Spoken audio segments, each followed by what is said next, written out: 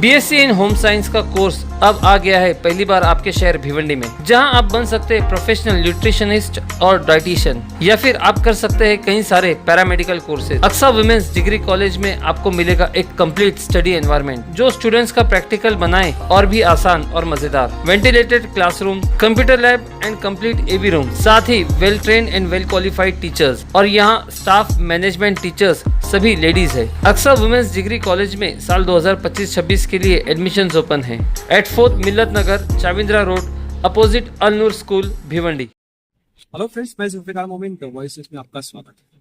इस वक्त हम मौजूद हैं खासदार बाला मामा के यहाँ पे जो उनके ऑफिस है वहाँ पर मौजूद है, और यहाँ पर एक प्रेस कॉन्फ्रेंस हुई। आपको बता दें कि महाराष्ट्र के नवी मुंबई में एक एयरपोर्ट बन रहा है जिसके नाम को लेकर काफी विवाद चल रहा है। जी हाँ, वो नाम जो भी रखना है, मगर यहाँ पे खासदार बाला मामा ने कहा है कि उसका नाम डी.वाय. पाटिल साहब के नाम पे होना चाहिए। कौन है ये डी.वाय. पाटिल? चलिए थोड़ा सी इनके बारे में जानकारी देते हैं। एक वक्त है जब हिंदुस्तान में गर्भ में ही जब पता चलता था कि लड़की की पैदाइश होने वाली, तो गर्भ में उसे मार दिया जाता था। डी.वाय. पाटिल वो शख्स थे जिन्होंने सबसे पहले इसके लिए आवाज उठाई और इसका कानून बनाने आगे रहे। जी हाँ, डी.वाय. पाटिल वो शख्स है जो महाराष्ट्र के किसानों के लिए उचित मुआवजा दिलाने में इनका बहुत बड़ा रोल रहा। साथ ही साथ जो जमीनें होती थी, आदिवासी जमीन होती थी, जिसे कोई भी किसी भी तरीके से और छोटे से मूल देकर अपना लेता था, उसके लिए भी इन्होंने कानून बनाया और आदिवासियों के लिए एक बड़ा काम किया था। ऐसे महान शख्स के लिए का नाम रखने के लिए यहाँ पर काफी कश्मकश है, मगर सरकार अभी भी टस से मस नहीं हो रही है। बाला मामा लगातार इस बात में चर्चा में है कि इस डी.वाय. पाटिल साहब के नाम पे ही एयरपोर्ट हो, वरना ये आंदोलन करेंगे। 14 तारीख, आने वाली 14 तारीख को भिवंडी से 1000 से ज्यादा यहाँ पर कार में बैठकर लोग वहाँ एयरपोर्ट का घेराव करेंगे, एयरपोर्ट तक जाएंगे और कार रैली निकालेंगे। इनकी मांगनी यही है कि उस एयरपोर्ट को उस महान शख्स डी.वाय. पाटिल के नाम पर इनका नाम हो, ताकि एयरपोर्ट अच्छे से रहे और ओपनिंग से पहले पहले ये काम हो जाए, मगर सरकार अभी भी टस से मस नहीं है। इस ताल्लुक से आज भिवंडी में इन्होंने यहाँ पर प्रेस कॉन्फ्रेंस रखा। क्या सारा मामला क्या कहा खासदार बाला मामा ने, आइए देखते हैं। देखो, सबसे पहले तो सभी का स्वागत करता हूँ। आप सभी को मालूम है, एक 4-5 साल से नवी मुंबई अंतर्राष्ट्रीय विमानतल जो बन रहा है, और इसी विमानतल को स्वर्गीय डी.वाय. पाटिल साहब, जो इस देश के नेता थे, जिन्होंने बहुत से ऐसे डिसीजन लिए जो हमारे देश की माँ बहनों के लिए है, हमारे फार्मर लोग के लिए है, ओबीसी समाज के लिए है। तो ऐसे जो हमारे देश के नेता थे स्वर्गीय डी.वाय. पाटिल साहब, जो 5 बार एमएलए थे, विरोधी पक्ष नेता थे, 2 बार सांसद थे, इतना सब होने के बावजूद भी आखिरी समय वो जिस घर में रहते थे, वो घर लोगों ने श्रमदान से बना के दिया था, उसी घर में रहते थे। ऐसे प्रामाणिक नेता जिनका नाम नवी मुंबई अंतर्राष्ट्रीय विमानतल को लगना चाहिए, ये सभी पार्टियों की तरफ से सभी पार्टी के नेता, सभी स्थानीय भूमिपुत्र और खास करके महाराष्ट्र गवर्नमेंट ने भी, आपकी जानकारी के लिए बताता हूँ, 2022 में खुद तत्कालीन मुख्यमंत्री उद्धव जी ठाकरे साहब ने भी इस विमानतल को स्वर्गीय डी.वाय. पाटिल साहब का नाम देना चाहिए, ऐसा ठराव सेंट्रल गवर्नमेंट को भेजा था। उसके बाद यूपी के सरकार ने भी यही सेम ठराव, जो कि एक ही नाम से स्वर्गीय डी.वाय. पाटिल साहब के नाम से केंद्र सरकार को भेजा, पर अभी तक उसके बारे में कुछ भी डिसीजन नहीं हो रहा है। आपको मालूम है, ऐसा समझ रहा है कि आने वाली 30 तारीख को, मतलब बराबर आज से 18 दिन के बाद, उस एयरपोर्ट का उद्घाटन होने जा रहा है, जबकि हमारी सबकी मांग है कि उद्घाटन से पहले स्वर्गीय दिवा पाटिल साहब का नाम देना चाहिए। और मैं यही कहूंगा कि स्वर्गीय दिवा पाटिल साहब के जो काम थे, उसने इस देश के लिए जो काम के माध्यम से योगदान दिया है, उसकी ऊंचाई इस एयरपोर्ट से कहीं ज्यादा है। और इस एयरपोर्ट को उनका नाम देने से एयरपोर्ट की ऊंची बढ़ जाएगी, उनकी नहीं, क्योंकि वो तो देश के नेता थे। बस इसी मांग को लेके आने वाली 14 सितंबर को हम लोग भिवंडी से रैली निकाल रहे हैं। शुरू में आपकी जानकारी के लिए बताता हूं, जब इस रैली का नियोजन की बात हुई, सिर्फ 4 व्हीलर गाड़ी है और समाज के सिर्फ आगरी कोली स्थानीय भूमिपुत्र समाज के सिर्फ युवा लोगों को मैंने आह्वान किया था। तो एक दिन में 600 के ऊपर गाड़ी की एंट्री हुई। आज तक 5 दिन में, कल तक 2000 के ऊपर गाड़ी की एंट्री हुई। अभी हम लोगों ने एंट्री भी बंद कर दिया है, जिसको आना है डायरेक्ट आ सकते हैं। तो एक हजारों की तादाद से हम लोग जा रहे हैं, हजारों गाड़ी रहेगी।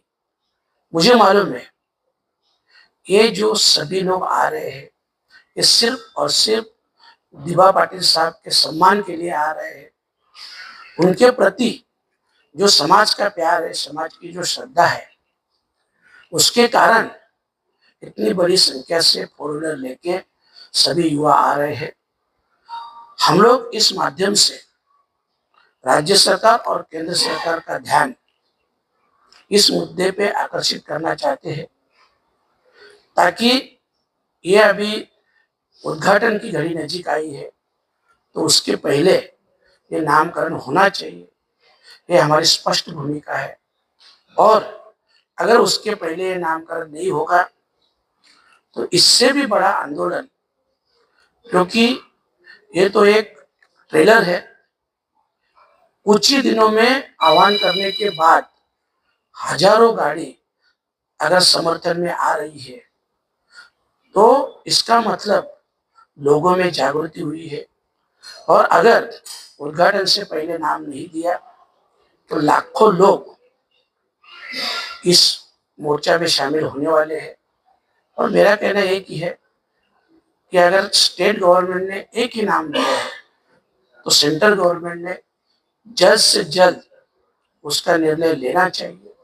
बस हम लोग यही चाहते हैं। कार लेकर के आने वाले क्राइटेरिया क्या होगा? मतलब जैसे अगर कोई आना चाहता है तो उसको एंट्री करना पड़ेगा या आपके ऑफिस पर जो है कंप्लीट करना पड़ेगा? नहीं, ये देखो, ये सब सेफ्टी के लिए हम लोग ने किया है कि सभी गाड़ी का नंबर, ड्राइवर का नाम, नंबर, ये सब हम आरटीओ में भी देने वाले हैं। ट्रैफिक डीसीपी साहब दोनों, थाना के भी, न्यू बॉम्बे के भी, नवी मुंबई के भी, सभी से बात हुआ है, तो उनको ये सब डिटेल्स देने वाले। पर अभी ऐसी हालत है कि 2000 की गाड़ी के ऊपर एंट्री गई है।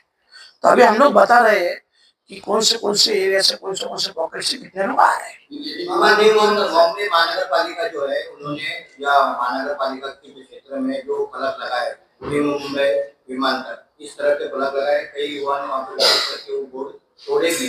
उसके बारे में क्या कहना है? देखो, मतलब जब ये बोर्ड लगे, अंतरराष्ट्रीय विमानतल के जब बोर्ड लगे हैं, तो वो बोर्ड तोड़े भी है, कहीं पे उनके ऊपर काला कलर लगाया है। मतलब लोगों ने अपना निषेध व्यक्त किया है। तो इसके लिए ये गवर्नमेंट को, देखो अभी नजीक आ रहा है, आपने देखा होगा संसद में भी मैंने इसके बारे में आवाज उठाई थी। और अभी ये 14 तारीख को रैली निकाल रहा हूं। तो ये जो लोगों का विरोध, क्योंकि 4-5 साल से चालू है, हमारी संघर्ष समिति भी लगातार संघर्ष कर रही है। कई समाज की संस्थाएं हैं जो काम करती है, वो लोग भी इसका विरोध कर रहे हैं, इस संघर्ष में शामिल है। और आज जब मैं भी कर रहा हूं, तो मैंने भी सभी को आह्वान किया है कि आप सभी ज्यादा से ज्यादा संख्या से इसमें शामिल हो जाए। सिर्फ 1-2 मिनट में आपका लूंगा। वो इसके लिए कि ऑलरेडी दिभा पाटिल साहब का मैं काम बोलना आपको भूल गया कि उनको मैं राष्ट्रीय नेता क्यों मान रहा हूं। देखो 1989 में जब श्री भ्रूण हत्या का कायदा पारित हुआ, वो कायदा महाराष्ट्र विधानसभा में दिभा पाटिल साहब ने पारित किया। उसके बाद में 1994 में सेंटर के गवर्नमेंट ने भी उसकी दखल ली और पूरे देश में इस श्री भ्रूण हत्या का कायदा लागू। जो फार्मर लोग का था, जगह के बदले में जगह, पहले आप देखते थे सेंटर का हो या स्टेट का हो, जो भी प्रोजेक्ट निकलता था उसमें से कुछ छोटी मोटी अमाउंट दे के फार्मर को खुश किया जाता था, चुप करते थे और प्रोजेक्ट करते थे। पर उसके बाद में दिभा पाटिल साहब ने क्लियर कट एक आंदोलन किया। उस आंदोलन के माध्यम से उन्होंने शासन को बताया कि भूमि की बदले में, मतलब जगह के बदले में जगह मिलनी चाहिए। और जो 12.5% का जो फार्मर के बाजू से डिसीजन हुआ, वो भी स्वर्गीय दिभा पाटिल साहब ने किया, जो पूरे देश में लागू हुआ। जो कुल कायदा आपको मालूम है, कुल कायदा तो 1948 में पारित हुआ था, मतलब मंजूर हुआ था, जिसकी दखल खुद डॉक्टर बाबा साहेब आम्बेडकर ने ली थी। तो उसके बाद में 1957 से लेकर 1965 तक दिभा पाटिल साहब खुद एमएलए थे, उन्होंने इसका फॉलोअप लिया और ये जो कायदा था ये जिया सहित पारित किया महाराष्ट्र में। इसके बाद में वो पूरे देश में लागू।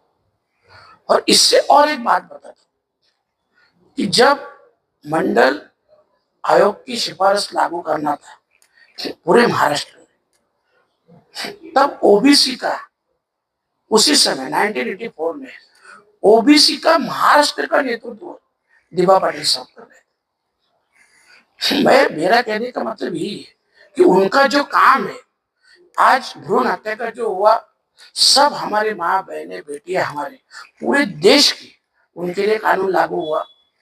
पूरे देश के फार्मर के लिए कानून लागू हुआ। ओबीसी को जो पूरा हक मिला, उसका भी महाराष्ट्र का उन्होंने नेतृत्व किया था। ये सब उनके काम देखेंगे, पूरे देश लेवल के काम। और इसके लिए हम बोलते हैं कि इस विमानतल को, उनका एयरपोर्ट को नाम मिलना चाहिए, जिससे एयरपोर्ट की ऊंची बढ़ जाएगी। दिभा पाटिल साहब की नहीं, दिभा पाटिल साहब की ऊंची तो बहुत ज्यादा है, क्योंकि वो देश के नेता थे। महाराष्ट्र राज्य सरकार नाम की घोषणा करने के लिए इतना विलंब कर रही है, क्या आपको क्या लगता है, क्यों कर रही है, क्या वजह है? नहीं, महाराष्ट्र सरकार विलंब नहीं कर रही है। महाराष्ट्र सरकार ने वो ठहराव सिर्फ एक ही नाम का, दिभा पाटिल साहब के नाम का ठहराव सम्मत करके सेंटर में भेजा। वो सेंट्रल गवर्नमेंट उसके ऊपर डिसीजन नहीं ले रही, वहां पे रुक गए। तो देखो अभी 30 तारीख को अगर उद्घाटन है, ओपनिंग है, तो सिर्फ 17-18 दिन बचे हैं और अभी भी उनका नाम अनाउंस नहीं हो रहा है। मतलब सरकार के मन में कुछ अलग है, कुछ अलग मंशा है, और इसके लिए पूरे सभी के मन में एक संभ्रम है,